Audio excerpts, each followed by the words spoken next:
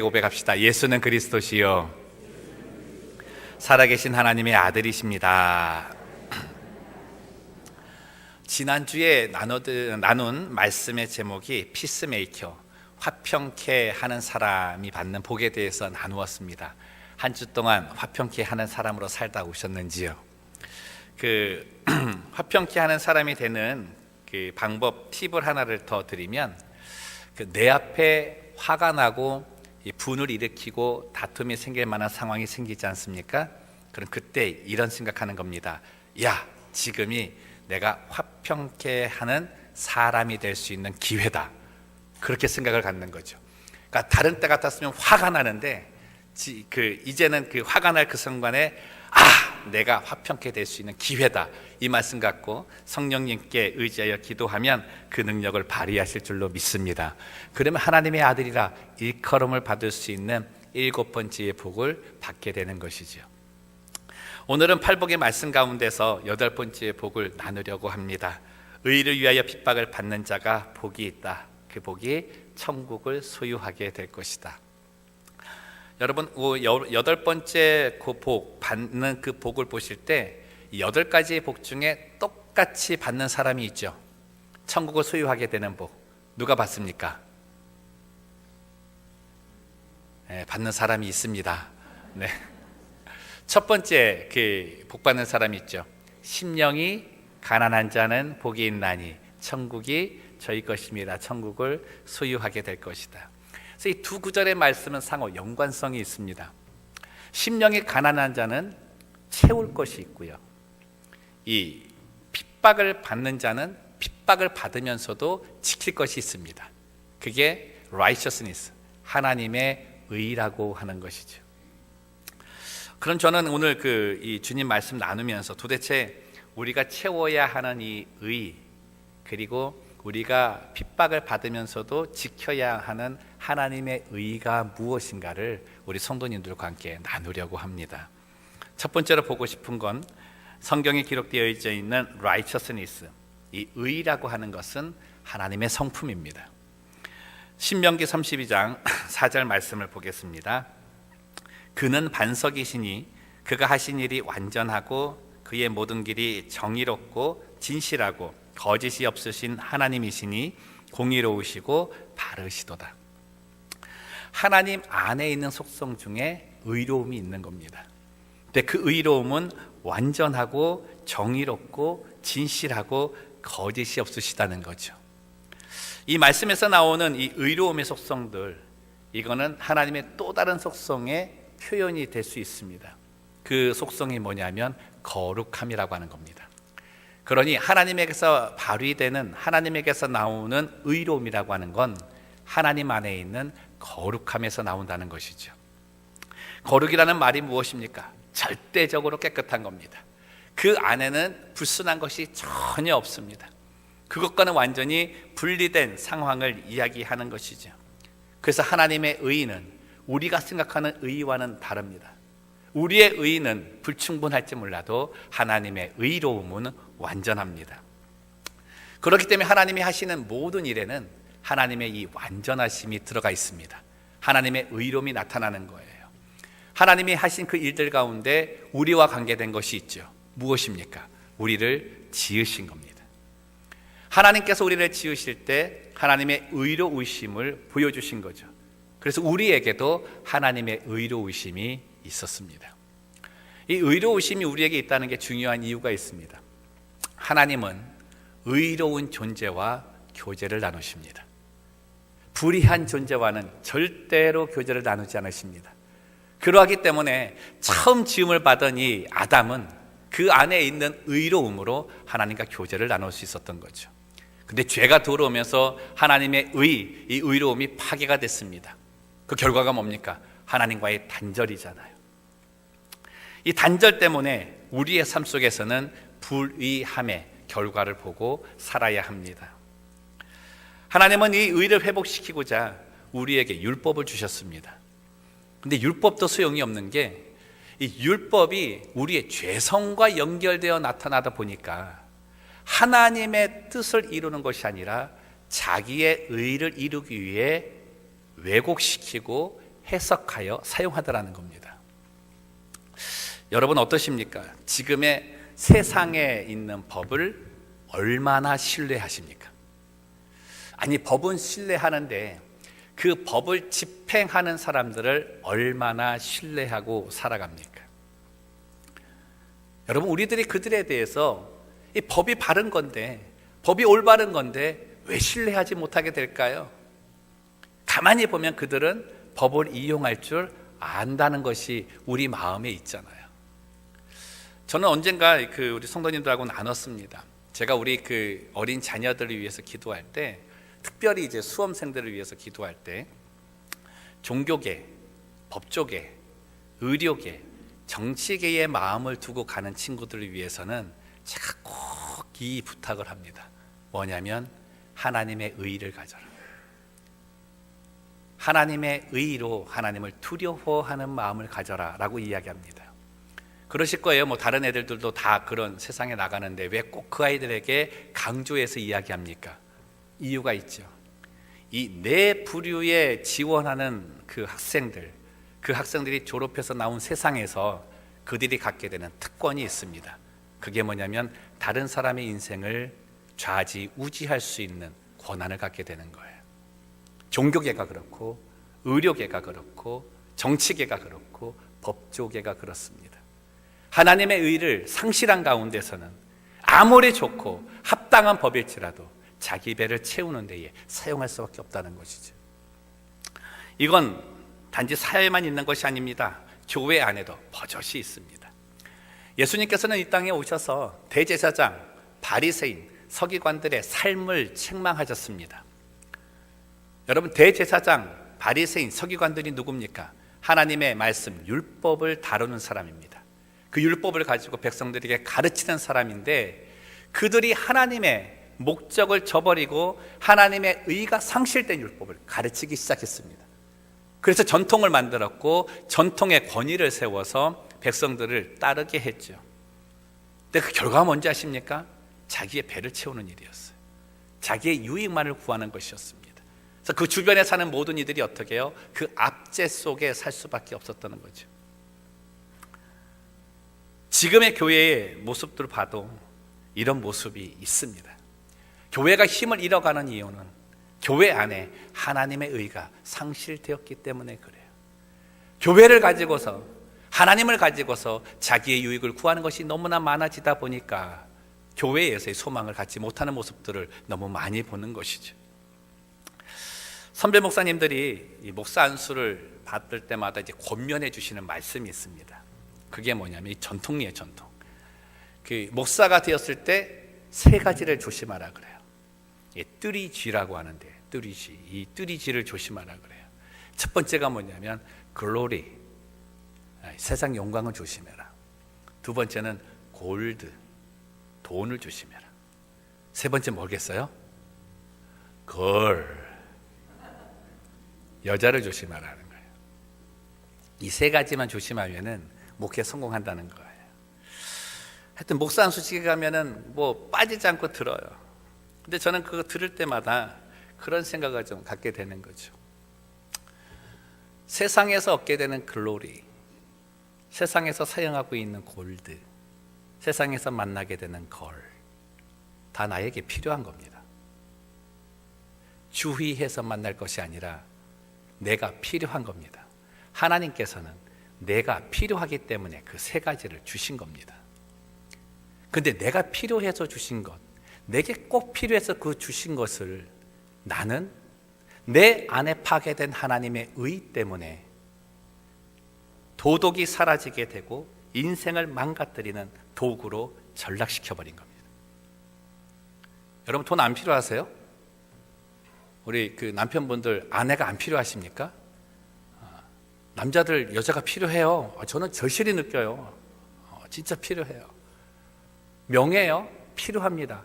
여러분, 하나님의 의가 있는 가운데 세상에서 영광을 얻으면 그 영광은 하나님의 영광입니다. 그 영광을 통해 하나님께 영광을 돌릴 수 있는 거예요. 그런데 이 세 가지가 하나님의 의가 파괴되고 나니까 오히려 주의하며 피해야 될 걸로 바뀌어버린 거죠. 그래서 저는 목사 후보생들이 이렇게 만날 기회가 되면 항상 그렇게 얘기해요. 저에게 얘기할 때마다 이 세 가지 주의하라는데 목사님 정말 목회 현장 가니까 맞죠? 그러면 저는 그렇게 얘기 안 합니다. 그 세 가지는 필요하다. 중요한 건 우리가 주의해서 힘써야 될 것은 하나님의 의가 내게서 떠나지 않게끔 하는 것이다. 하나님의 의가 내 안에서 파괴되지 않게 하는 것이다. 그것에 대해 힘을 쓰고 살면 하나님이 주신 이것을 온전하게 유용하게 사용할 수 있다라고 하는 것이죠. 이 세 가지뿐만이 아닙니다. 여러분에게 주어진 모든 것들을 그 하나님의 의로 회복된 눈으로 보기 시작을 하면 다 감사할 수밖에 없는 겁니다. 다 감사의 조건이 될 수밖에 없는 것이죠. 사랑하는 성도 여러분, 이 일이 어떻게 가능할까요? 이 파괴된 하나님의 의가 어떻게 회복이 될까요? 그 답은 복음밖에 없습니다. 복음의 능력만이 내 안에 하나님의 의를 회복시킬 수 있는 거죠. 로마서 1장 17절 말씀을 우리 다 같이 읽도록 하겠습니다. 복음에는 하나님의 의가 나타나서 믿음으로 믿음에 이르게 하니 오직 의인은 믿음으로 말미암아 살리라 함과 같으니라. 복음 안에는 하나님의 의가 나타난다. 복음이 누굽니까? 예수님이죠. 예수님 안에는 하나님의 의가 있습니다. 그래서 예수를 믿는 자마다 하나님의 의를 담게 되어 있어요. 그 안에 소유하게 되어져 있는 거죠.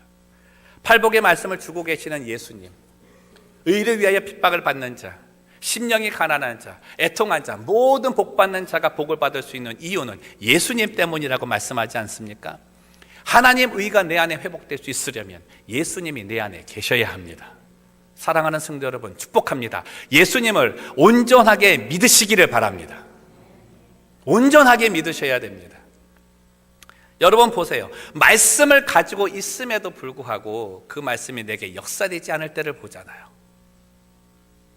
내 안에 예수님을 받아들였다고는 하나 착각 속에 살 수가 있다는 거죠. 그 고백이 바울의 고백으로 나타날 수 있는 것입니다. 예수 그리스도를 믿는 모든 자에게는 그 어떠한 사람이라도 그 속에서 하나님의 의가 회복될 수 있습니다. 그런데요, 이 의로움을 가지고 그 일을 할 때 좋은 일이잖아요. 바른 일이 아닙니까? 그럼 그 일을 보는 사람들마다 다 즐거워하고 기뻐해야 되는데 여러분, 세상은 그렇지 않습니다. 여러분 가만히 생각해 보세요. 참 바른 일을 한다, 옳은 일을 한다, 그런 사람들 세상에 다 반기고 즐거워합니까? 아니요, 싫어합니다. 때로는 외면합니다. 더 심하게는 핍박까지도 합니다. 그 이유가 무엇일까요?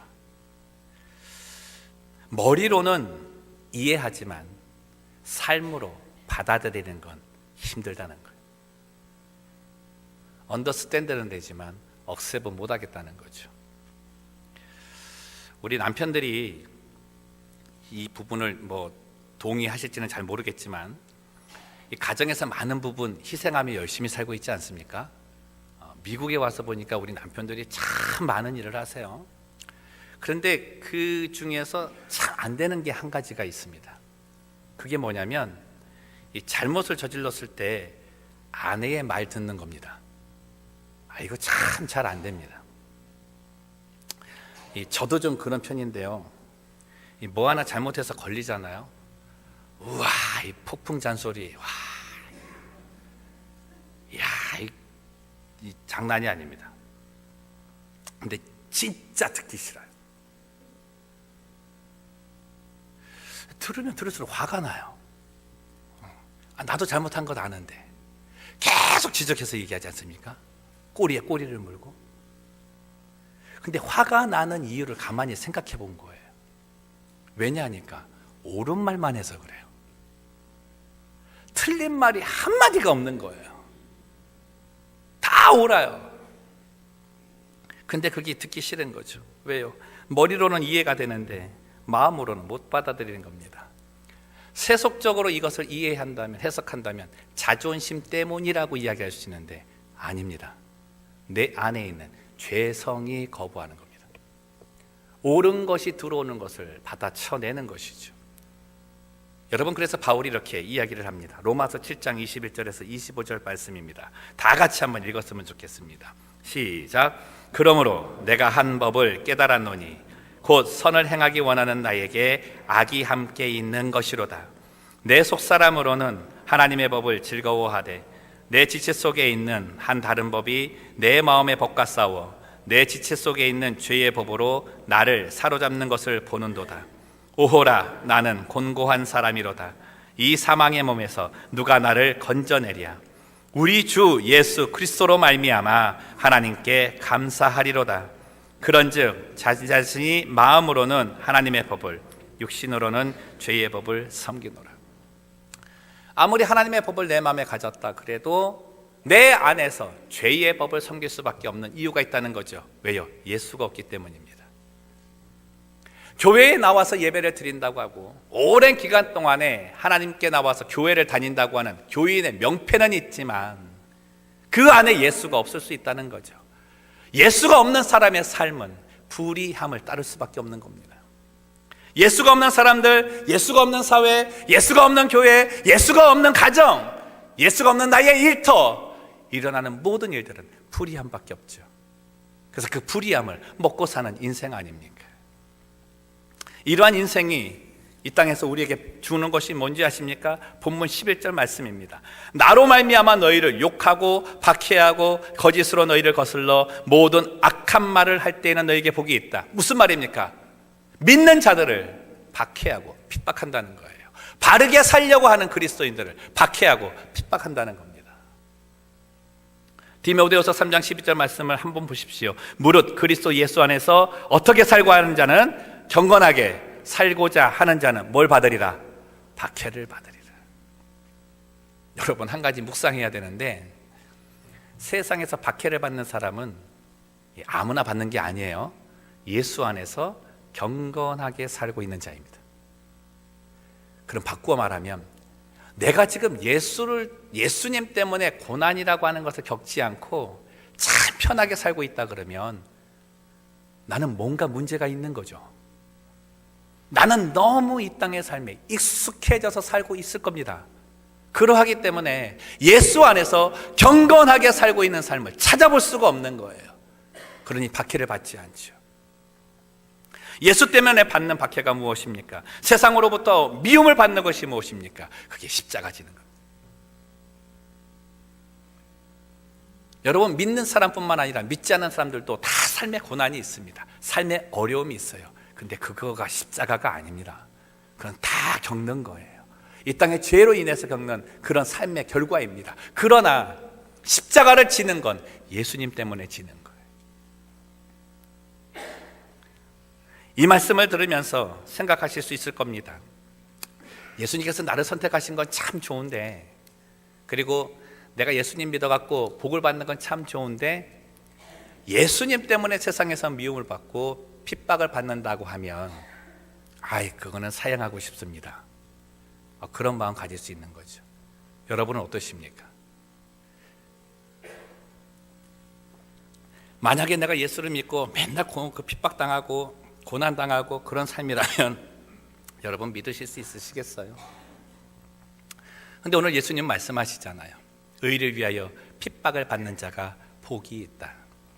그 자가 천국을 소유하게 될 것이다. 그러니 이 천국의 소망이 얼마나 크길래 예수를 믿으면서 그 예수와 함께 나의 삶을 드리겠다고 기꺼이 나가겠느냐는 거죠.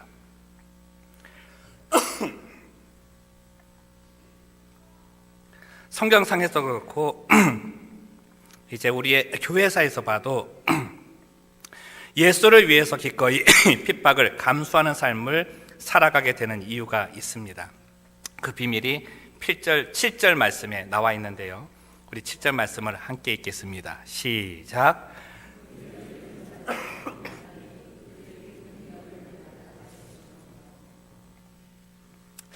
예수가 나를 선택하여서 예수가 내게 주신 그 믿음을 가지고 복된 삶을 사는 것은 좋은데 그와 함께 핍박까지도 같이 받게 되는 이유는 하나님의 긍휼하심 때문입니다.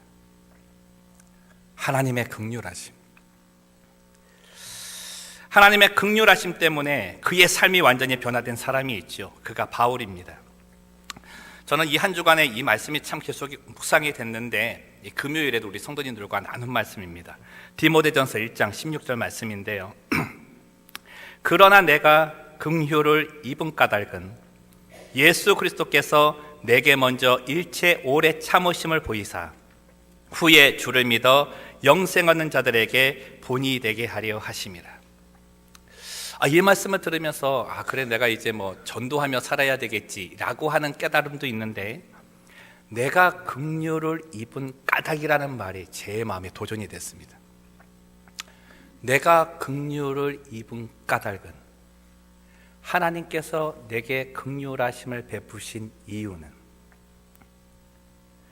긍휼하신 하나님이 나의 하나님이라는 깨달음이 온 거예요.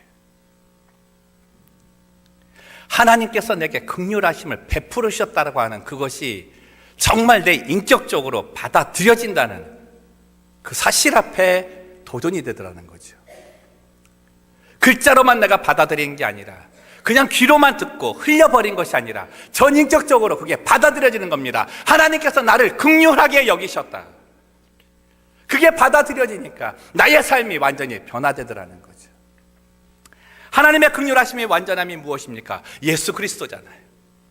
그의 사랑하는 아들을 이 땅에 보내셔서 십자가에 달려 죽게 하는 현장을 목격하시면서까지도 나를 사랑하신 분이십니다.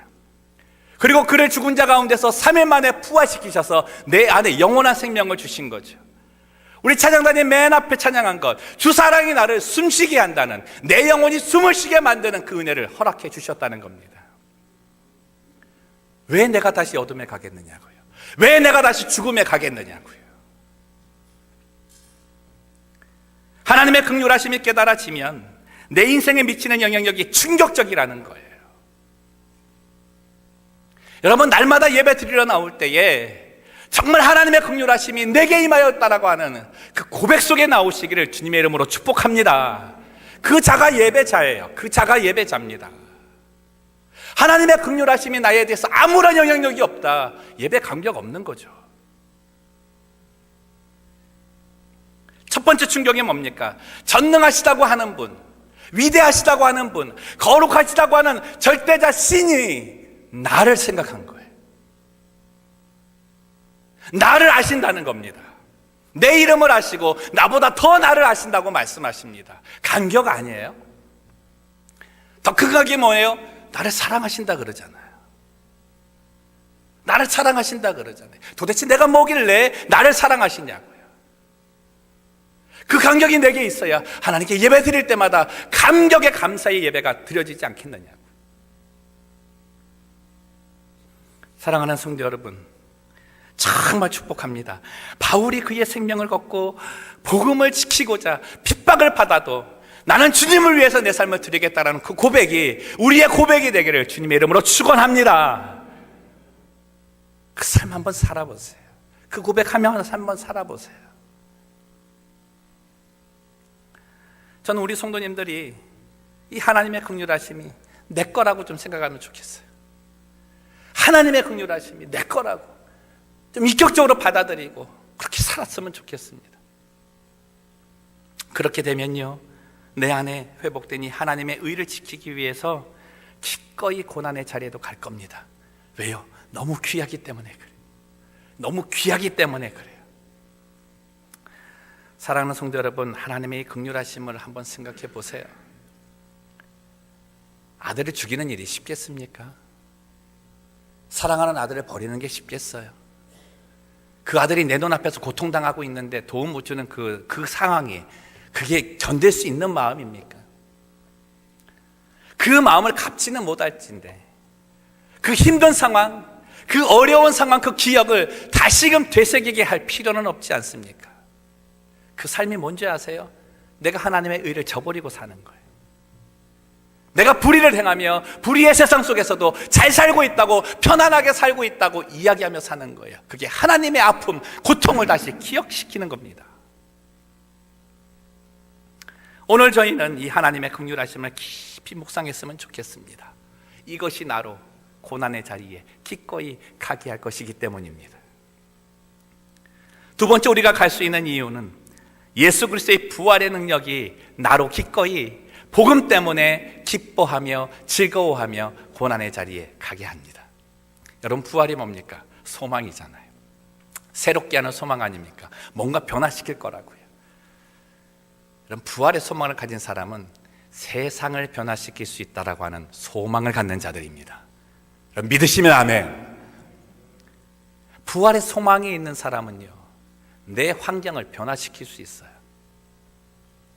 지난번에 저희 교회에 오셔서 말씀 전하신 우리 김선 교사님 계시지 않습니까? 그 가정이 오늘 이제 M99로 떠납니다. 기도해 주셨으면 좋겠고요.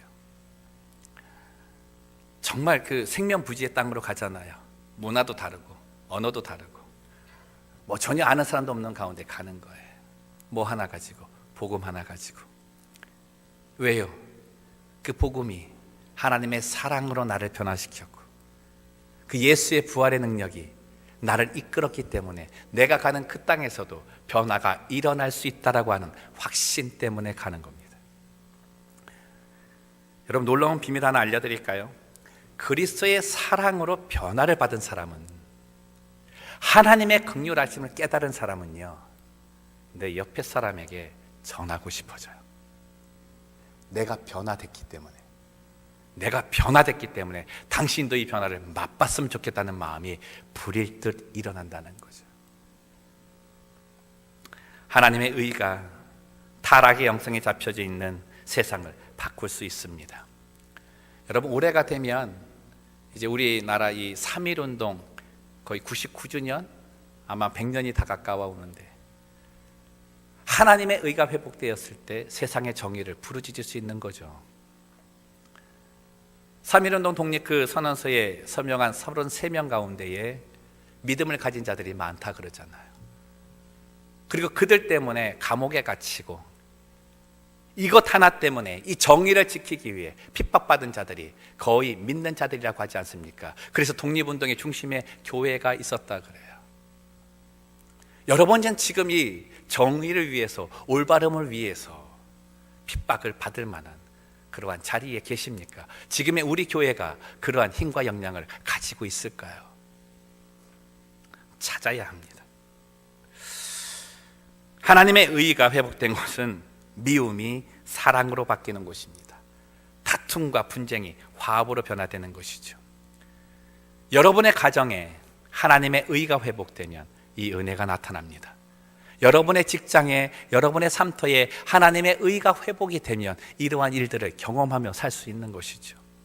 먼저 하나님의 긍휼하심을 입은 사람은 반드시 이 소망 갖고 사셔야 됩니다. 나로 인하여 후에 믿을 사람들이 이 하나님의 의의 열매를 보고 살게 될 것이다. 그것이 하나님의 나라입니다. 이 일이 하나님의 비전입니다. 내가 변화된 것처럼 한 사람 변화되어서 그 땅이 하나님의 나라가 되는 것, 그것이 선교죠. 다음 주에는 저희 교회가 이제 7월에 떠날 단기 선교 지역, 그 지역 담당하고 있는 이 암펠라 선교단체 대표 목사님 오십니다. 윤천석 선교사님 오시는데, 아마 작년 7월에 제가 그 트리 갔다 와서 설교를 한 걸로 알고 있습니다. 저는 올해를 기점으로 해서 온 교회가 이 중미 선교에 마음을 좀 쏟으려고 합니다. 다음 주부터 이제 한 달간 단기 선교 신청을 받으려고 하는데요. 여러분, 기도하시면서 가장 먼저 이 선교를 위해서 기도하시려면 내가 하나님의 긍휼하심을 체험해야 됩니다. 그거 회복하기 위해 기도하십시오. 그 이후에 내게 주신 하나님의 탤런트를 가지고 하나님의 선교의 일에 쓰임 받기 위해 기도하시기를 바랍니다. 내가 가지고 있는 거 함께 가지 못하더라도 괜찮아요. 물질이든 시간이든 몸의 헌신이든 기도이든 그 무엇으로도 하나님 일에 동참하려고 애쓰시기 바랍니다. 여러분, 선교가 뭔지 아세요? 여러분, 나누어드린 이 선교 헌금 봉투 한번 보시겠습니까? 이 매년마다 이제 제가 창립기념 그 감사 헌금으로는 한 해의 단기 그 선교 헌금으로 제가 사용하려고 하는데, 맨 밑에 아름다운 문구가 있습니다. 한번 읽어보십시오. 시작. 성교는 하나님의 마음입니다. 하나님께서는 하나님의 의가 회복된 자와 교제를 나눈다 그랬잖아요. 여러분, 하나님의 의가 회복된 사람은 하나님의 마음을 아는 겁니다. 그게 성교의 자리예요. 세상은 우리를 미워할 것입니다. 그러나 그 미움은 우리를 미워하는 것이 아니라 우리 안에 계시는 예수님을 미워하는 겁니다. 요한복음 15장 19절 말씀을 보십시오. 너희가 세상에 속하였으면 세상이 자기의 것을 사랑할 것이나 너희는 세상에 속한 자가 아니요 도리어 내가 너희를 세상에서 택하였기 때문에 세상이 너희를 미워하였느니라. 여러분, 그래서 의를 위하여 핍박을 받는 자가 받는 복이 천국을 소유하는 겁니다. 여러분, 천국이 어느 곳이에요? 하나님 계신 곳입니다. 천국에는 주님이 계시는 곳입니다. 주님이 다스리시는 영역이죠. 천국을 소유한다는 이 말씀은 마태복음 28장 20절 말씀으로 옮겨서 해석할 수도 있을 겁니다. 내가 너희에게 분부한 모든 것을 가르쳐 지키게 하라. 볼지어다 내가 세상 끝날까지 너희와 어떻게 할 것이다? 항상 함께 있을 것이다. 이게 축복인 거죠. 세상 끝날까지 주님이 그와 동행하신다는 겁니다. 주님이 동행하시는 곳은 하나님의 나라입니다. 사랑하는 성도 여러분, 함께 고난을 받으시기 위해 내 곁에 계시는 분, 함께 미움을 받기 위해 내 곁에서 함께 겪어가시는 그분, 그분과의 동행의 삶이 내 삶의 가장 축복임을 붙드시기를 바랍니다. 그게 믿음입니다. 그게 신앙생활이에요.